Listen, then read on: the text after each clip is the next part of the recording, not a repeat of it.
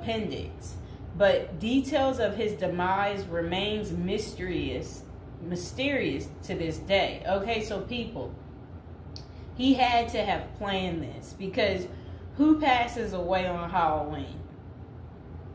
Okay, somebody that obviously wants to be remembered every year on a holiday that's iconic. That's who. And now would be a good time to like the video and to subscribe to my channel. So for over 30 years, Harry Houdini dazzled audiences with his different stunts and superhuman endurance. So what finally put him 6 feet under? The Hungarian-born escape artist jumped off bridges while handcuffed and wearing leg irons. He slithered out of sealed milk cans filled with water, and he devised a Chinese water torture cell in which he submerged and suspended upside down by his ankles. None of those did he. I guess he was able to get out and survive. So Houdini's heart-pounding getaways usually involve a healthy dose of trickery, and but they were also genuine risk. In 1915, Houdini nearly suffocated during a stunt in which he was shackled and buried under 6 feet of dirt. Houdini had made a career out of surviving the impossible, which only made the circumstances of his 1926 death all more mysterious. The 52-year-old performed before a packed audience in Detroit on October 24th, but was rushed to the hospital afterwards with an apparent case of appendicitis. He died just a week later on Halloween, leaving his legions of admirers bewildered. Okay, so an obituary in the New York Times expressed shock at the passing of the man who so often had seemed to thousands to be cheating the very jaws of death. And I want to talk about something else. So I've been to Detroit, and I don't remember anybody talking about Houdini there. And I think they should have had some of his cool, iconic stuff there. But I did see they had Houdini stuff in Las Vegas when I was in Vegas. So, I don't know why they don't have it set up in Detroit. So Houdini's final performance. The strange series of events that led to Houdini's demise had kicked off several weeks earlier on October 11th. 1926, while being shackled into his Chinese water torture cell during a performance in Albany, New York. So it says he was struck on the leg by a piece of faulty equipment. He hobbled his way through the rest of the show, but was later found to have sustained a fractured left ankle.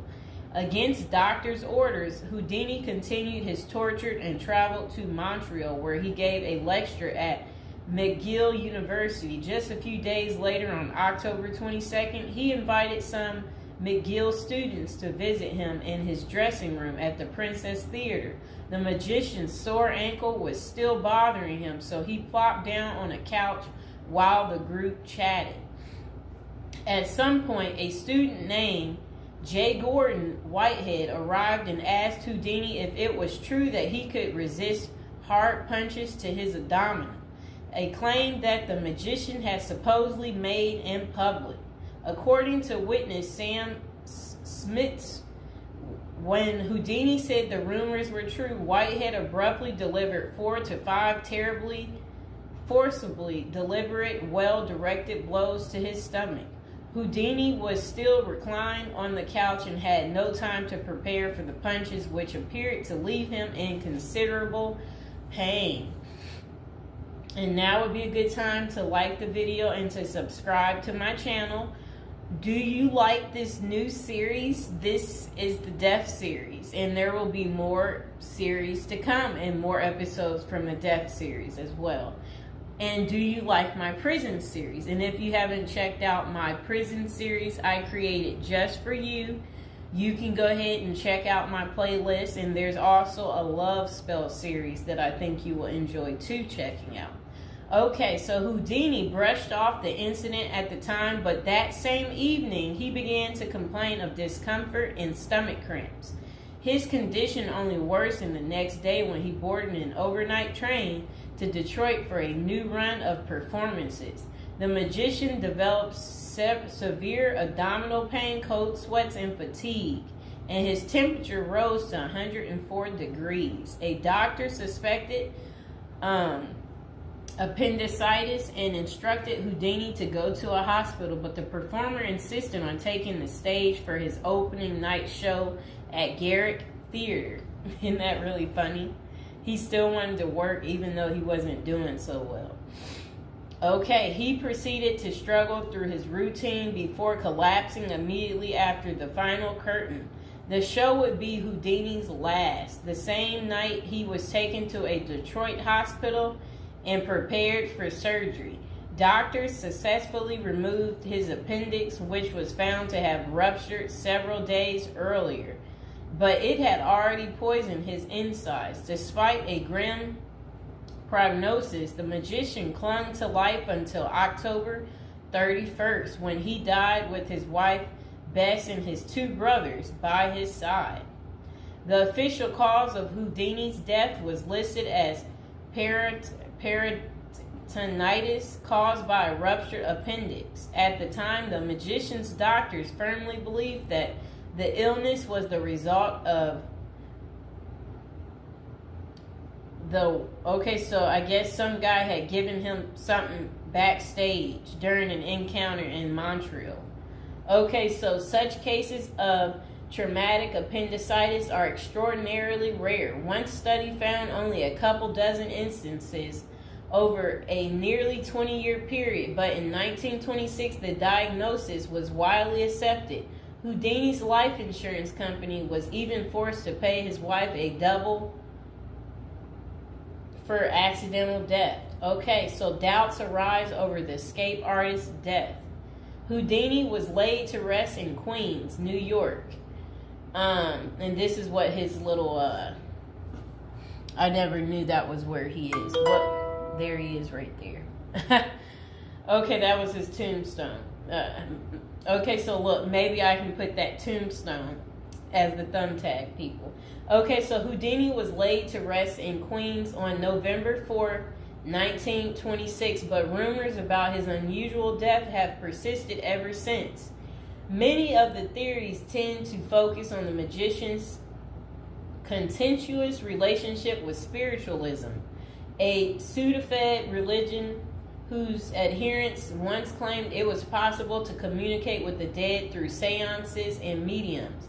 Houdini, a born skeptic, had spent much of the 1920s on a mission to debunk the spiritualist claims and expose its top psychics as frauds.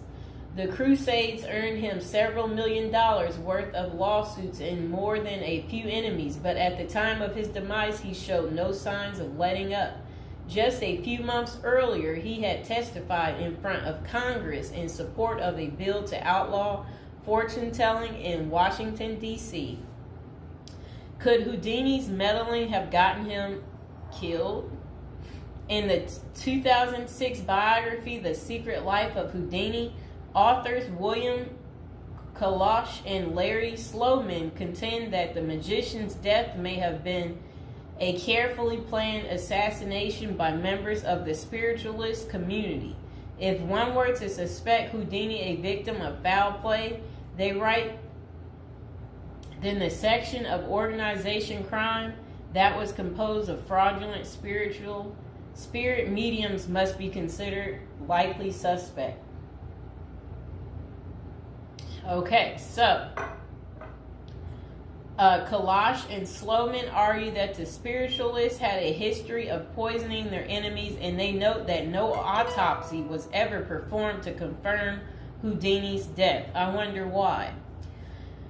So his death was actually caused by appendicitis. If someone were hell-bent on poisoning Houdini, it wouldn't have been very difficult, they concluded. Considerable debate has also focused on J. Gordon Whitehead, the McGill student who supposedly delivered the potentially fatal gut punches to Houdini's Montreal dressing room.